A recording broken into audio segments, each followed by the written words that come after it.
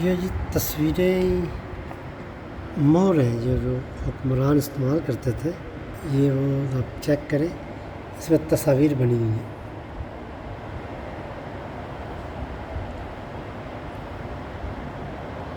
ये तस्वीरें, इनके साथ ये दस्तावेज़ात पर मोहरें लगाई जाती थी जो सरकारी अहकामात जो हुक्मरान जो थे वो सादर किया करते थे, जो हुक्म उसके ऊपर ये मोहरें लगती थी। देखिए आप,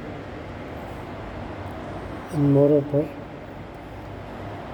कितना बारीकी से काम किया गया है कि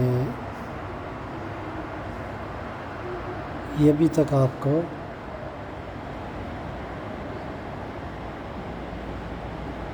अपने काम की उम्दगी की तरफ इशारा कर रही हैं।